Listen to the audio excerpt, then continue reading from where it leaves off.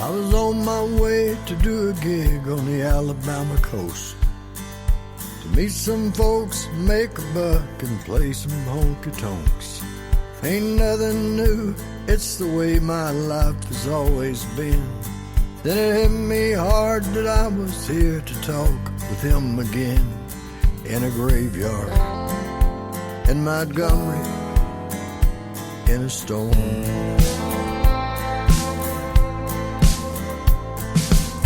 This ain't the first time that I stood here at the graves of Hank and Audrey, not knowing what to say.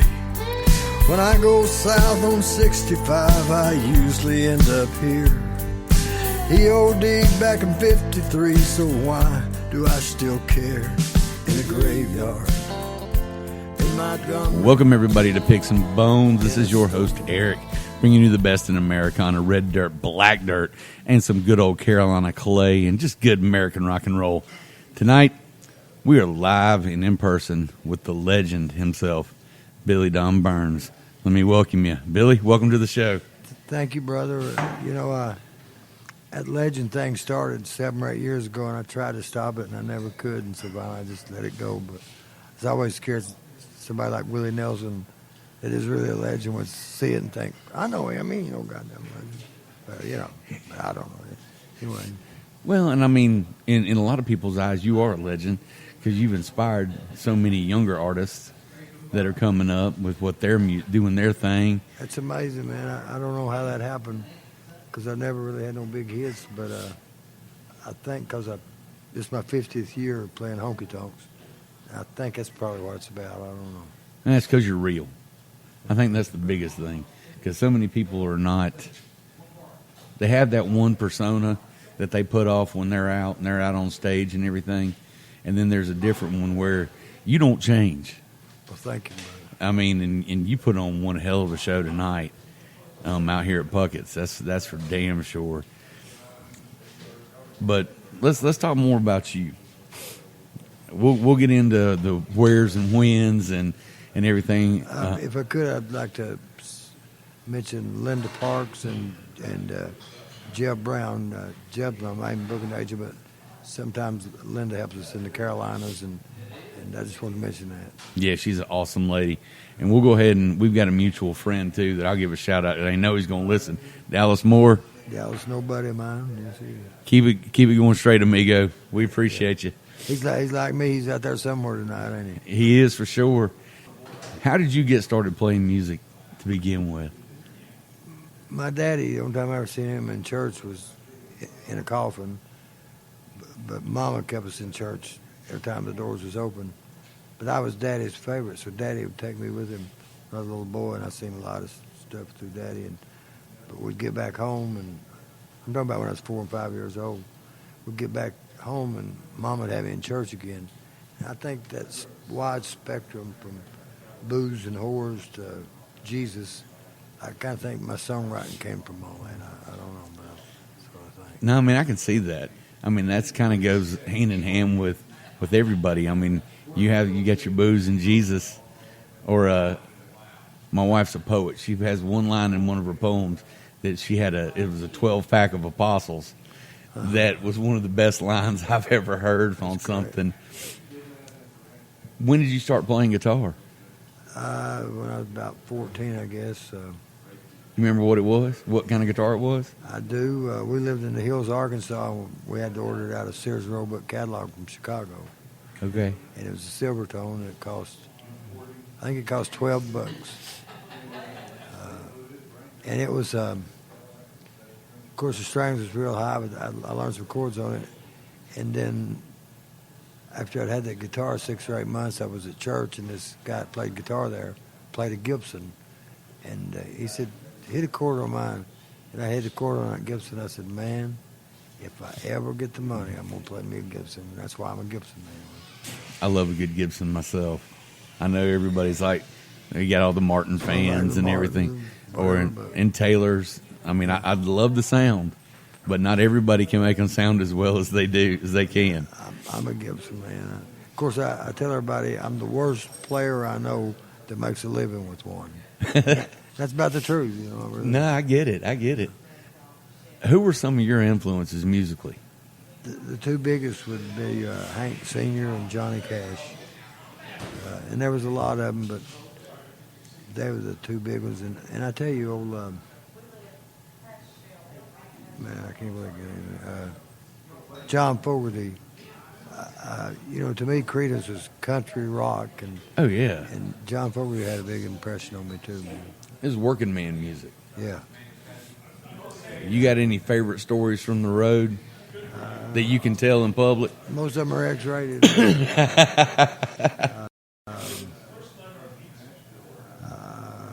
Well, you know, when, you know, Johnny done hard time 3 times, and he shot the guy, and at that time I was working with him, and I picked Johnny up at the airport across the river from Cincinnati in Covington, Kentucky, and delivered him to the state police in Hillsborough, Ohio for his sentencing. And on that trip from the airport to Hillsborough, Ohio, I said, Johnny, why don't I come in and record you, man, while you're in prison? He said, man, that's a great idea. He said, be sure and call Haggard. He'll help us. And you see, if I want to get a hold of Merle, I'd go through Bill Fadams, his drummer. Yeah. I'd call Bill's house, and his wife, Betty, would tell me she'd tell Bill, and old Bill would always give my message to Merle, you know. So I did that album, and a lot of reasons it didn't come out, but anyway, it was a great album. Be great if you could get your hands on it now, wouldn't it? Yeah, see, I produced it, but I didn't own it. Hank Cochran owned it because it took I spent $75,000 that day on a studio and a semi, and I had to fly Merle in on a Learjet because he played Kansas City the night before Chillicothe. He played Dallas the night of Chillicothe. So that was like $10,000 bucks, but Hank owned it. I produced it. Hank owned it, and his wife. The only bad thing I could say about Hank, because he was a great man, was she kind of wore the britches, and she's the reason that album didn't come out. Who else are some of the folks you've written songs for? Well, Willie Meltillis, Johnny Paycheck, Sammy Kershaw, Connie Smith,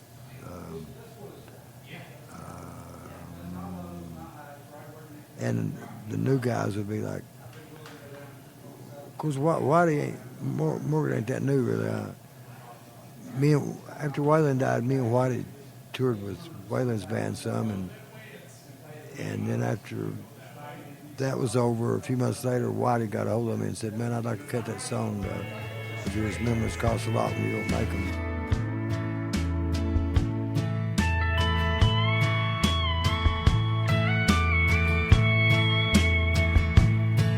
Last night I wrote some songs with a friend of mine. You could say he's a legend in my mind. He said, boy, I can feel your pain through your whiskey mind. But there's more to writing songs than rhyming lines. He said, memories cost a lot, you don't make them. Well, when you lose your family, son, you never really can replace them. And that's good for writing songs if your heart can take them. Son, memories cost a lot. And then you don't make them. Cody got that album, Nights When I'm Sober, and he recorded 2 songs off of there, and then Colter, and a bunch of. I get a song cut these days almost once a week, but most of them you never hear. All of them ain't that great, but it's about this new bunch, you know. Yeah. But every now and then you get a Cody or a Colter or Whitey in it. Well, I think you're really an inspiration because, I mean, you're out there, you tour nonstop. It's all I know, brother. It's really all I know. Well, and see, and I think so many of these guys that are coming up now, you know, they've had it easy. They haven't had to live the harder lives like you guys that kind of laid down the foundations for them. Well, if they can get through it without, you know, I say do it, you know, but I don't know. It's been great. If I died tonight, it was wonderful. Has it been easy? Hell no, it ain't been easy, but it was wonderful. You know? It's one of those. It's a good trip. It may have been a lot of bumps along the way, right? A lot of bumps. Lots of bumps. Yeah. And that's bumps. I know what you're talking about. You know, kids. Come over here and join in. Yeah, you can come on. Let me tell you about old Jeff here. That's all I have to say. After Johnny went This to is Jeff Billy Dunn's guitars. Jeff Williams.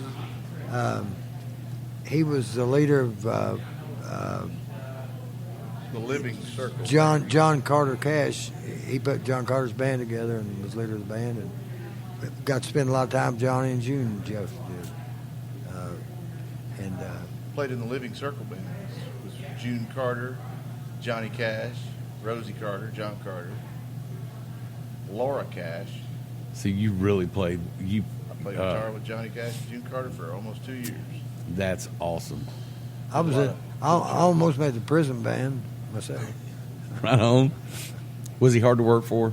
No, he was a cinch. I learned the Mother Maybell style picking from June, and it was a real treat. My first big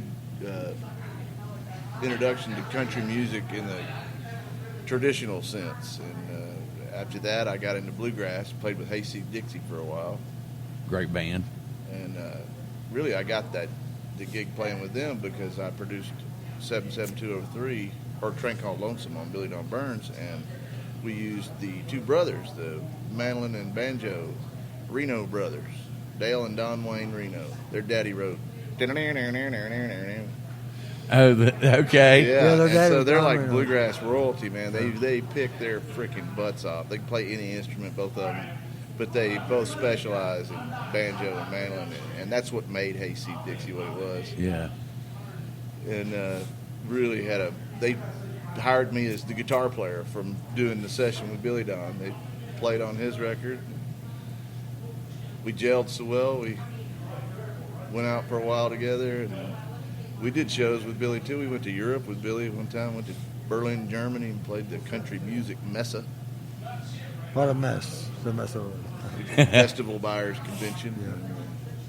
Had a blast, you know. And over the years, done a lot of records and demos with Billy, and just probably hundreds, really. Yeah, we're well, I probably work more with Jeff than anybody else in the business, I guess, because We spent a lot of time in the studio together. We started when I was 16. When I met Billy, he was my boss at the studio. So we're back to square one. He's my boss again on the road. There you go. Hey, everybody needs a boss. Yeah. Mine's Wow. over there eyeballing me right now. Could be worse. I think.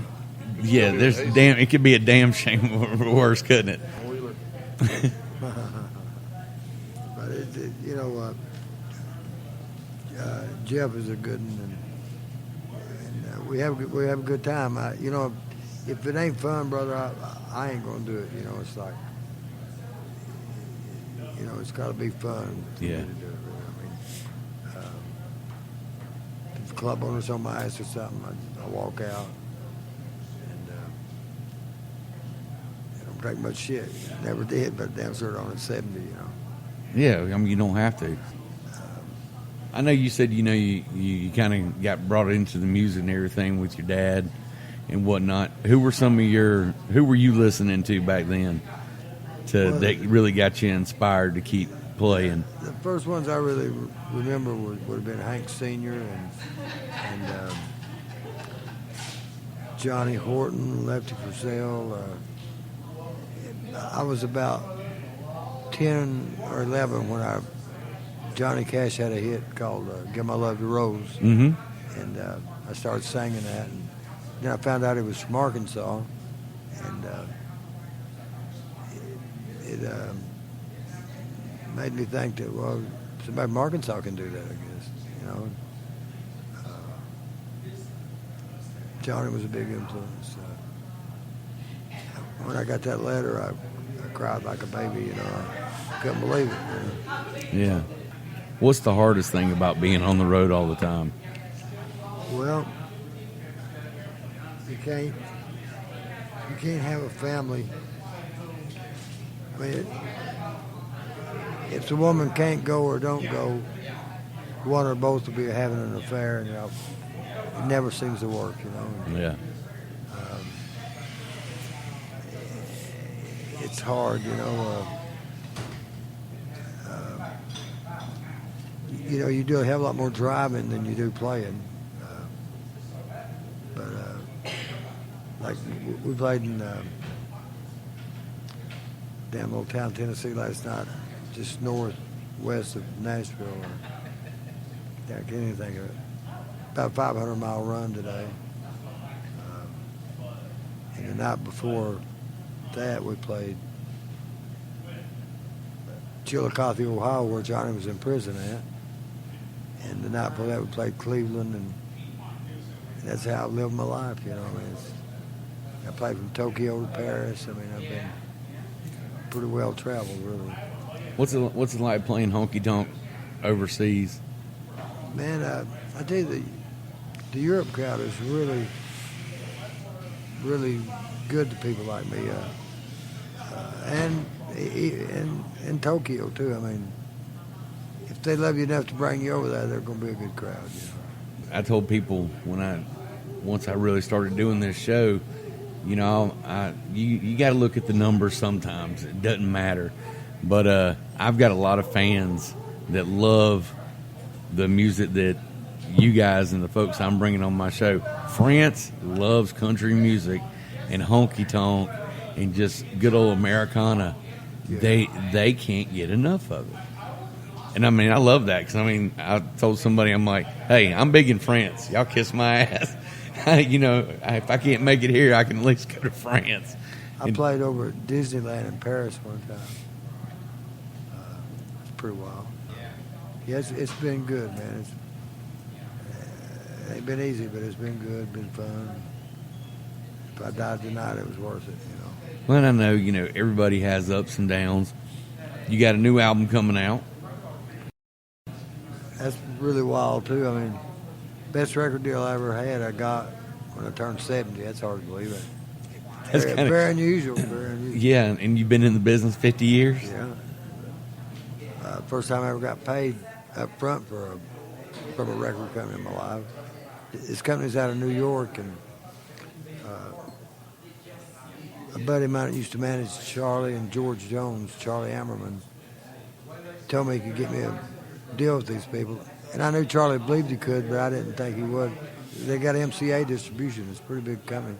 Yeah. And Charlie did it. And Shooter, I noticed they had a Waylon album on that label, and I called Shooter, and he said the album that Robbie Turner found in a vault, they titled it The Lost Nashville Sessions, I think. He leased it to this company, and he said, man, they're great people, they pay good. So, but Charlie actually got me there, you know.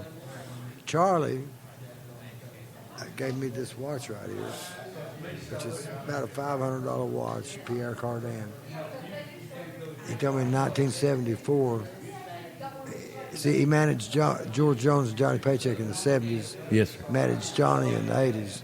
But he said he done something that George was happy about, and they were having dinner in Printer's Alley in Nashville. And George took his watch off and gave it to Charlie. And Charlie gave it to me about 3 or 4 months ago. Wow. So it was George Jones's watch, man. That's awesome. Carrying around a piece of history with you. Yeah. And kind of staying true to the old guard, if you will. Yeah. Me and Charlie was buddies for 40 years. He's the one that got me a paycheck, which I already sued him over that one, but I won't know.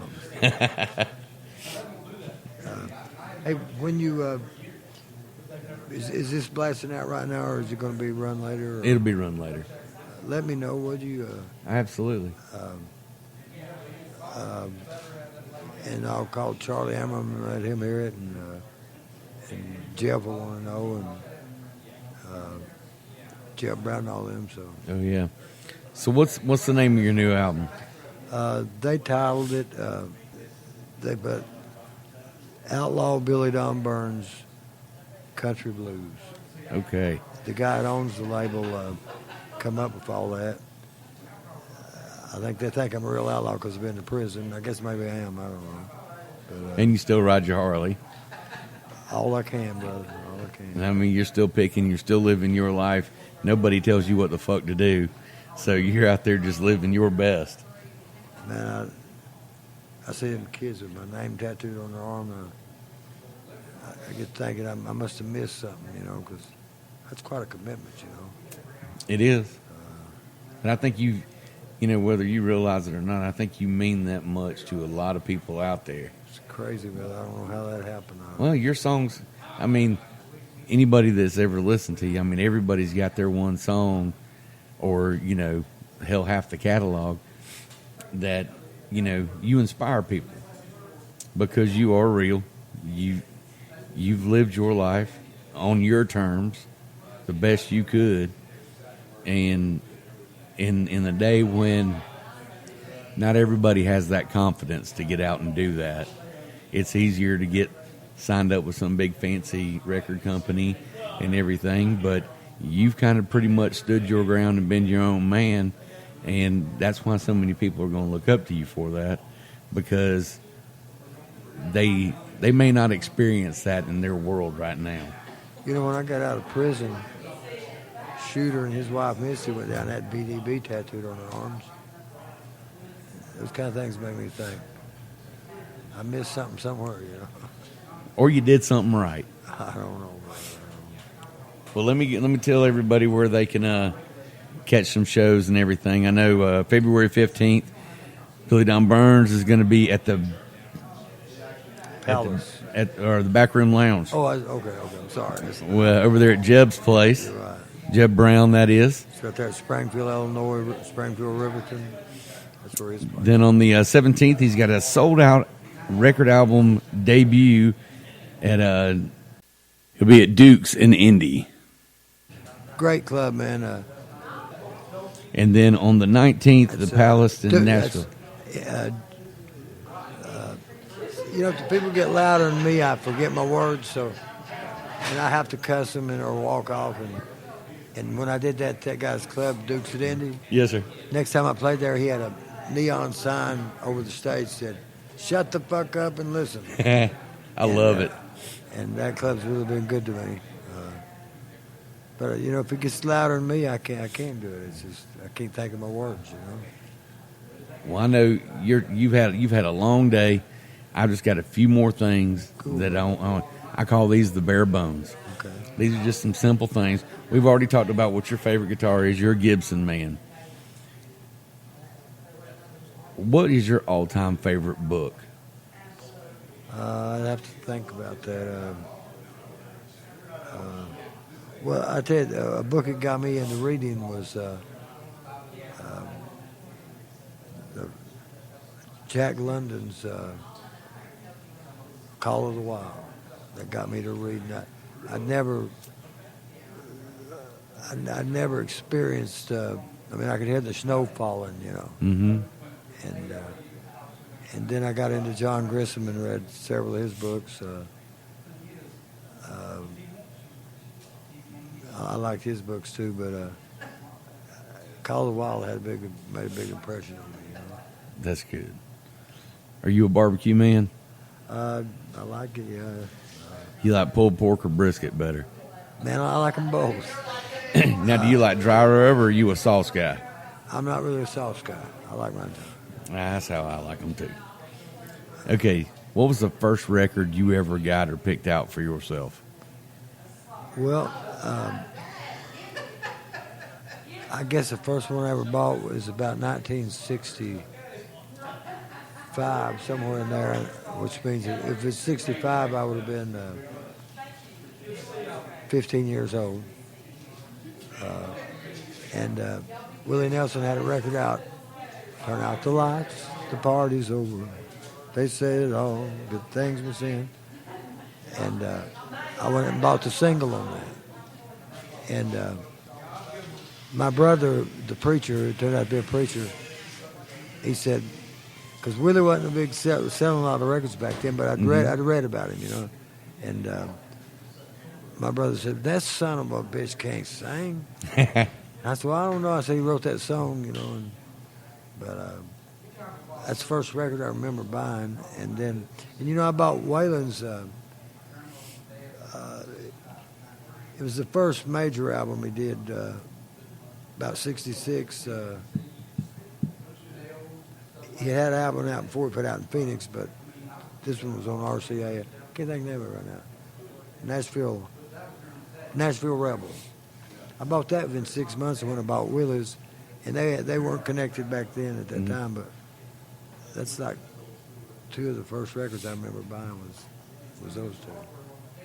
And then you ended up getting to be part of their lives too. So, had you only known, man, I've been lucky and stuff like that. You know, I don't know how that happened either. You know, I don't know. All right, what was the first concert you ever went to? Well, my people, they weren't concert goers, so I never went to nothing big as a kid. So. I mean, you know, I was from a real rural part of Arkansas. Back then it was all dirt roads, and I was born at home. I got drafted, and when I got out of the Army, the first time I needed a passport to go to Europe, they said, "There's no record of your birth." And I said, "Well, I was in the Army," and they said, "There's no record of your birth." So Mama had to go out to the courthouse and swear that I was born in that holler over there. Wow. So it's a pretty primitive place, really. But then I got to work some shows with Ernest Tubb, a bunch of the old timers, which was a big thing to me, you know. Yeah. I mean, that was, those deals was bigger than life to me. I mean, because those guys were bigger than life to me. Oh yeah, and such good musicians. I don't know, I just got lucky, I guess. I don't know. Do you got a favorite song? I don't, brother. My songs are they're like all my children, some prettier than others. I mean, it doesn't even have to be one of yours. I mean, I had favorites coming up, like when Bobby Bear sang the old Mel Tillis song, Detroit City. Mm-hmm. I jumped on that. Long Black Veil. A lot of Cashew stuff. A lot of Hank stuff. And then I got to play Hank at Opryland. Got to meet both his wives, Audrey and Billie Jean. Both came to the show, which that was pretty heavy for me to meet those guys, you know. I'm just going to throw one more at you. Do you have, like, your own personal mantra or your own phrase that you tell yourself to keep you going through day in and day out? You know, when I ride my motorcycle to California in the winter or something, which the last 5 times I rode to the West Coast, 2 of them was in the winter. Couldn't have it because I didn't have a car at the time. But, and winter before last, I did 46 towns in 54 days. The hardest tour I ever did was in Europe. I did 37 cities in 41 days. Wow. But I've just done it so long. It's like that last girlfriend I had, she couldn't understand. She said, "You're home. You're where things are normal now." And I said, "Baby, normal to me is with strangers in fucking Philadelphia or London or somewhere." Wherever the road takes you. Iowa, you know. And she couldn't grasp that. But that's normal to me, man, you know. That's how I spent my life. I hear you. And it was good. I mean, a lot of lonesome times, but it was good. You have that. Well, Billy, I appreciate you taking the time tonight, sir. Thank you, brother. I appreciate you. I've always appreciated your music and everything, and I really consider it an honor to have the opportunity for us to just sit down and talk and share a little bit. And, is there anybody you want to give a shout out to while we're wrapping it up? Well, old Jeb, he's my booking agent. He is the best one I ever had, man. And guys, thank y'all so much. Thanks for listening. Thanks for taking the time. Be good to each other, and I'll see you next week. Welcome to the Neon Circus. Step right up and see all the clowns. Just a few drinks buys a ticket to the greatest show in town. There's Hank's wife, she's been out all night with a Boot Hill buddy again. After she gets what she wants, she'll go back home to him. And the blonde that lived with the drummer last night, she's back and she's setting up close. The drummer don't know that tonight she'll be the guitar player's show. Welcome to the Neon Circus. Step right up and see all the clowns. Just a few drinks buys a ticket to the greatest show around. The party over at the table went out the bathroom door.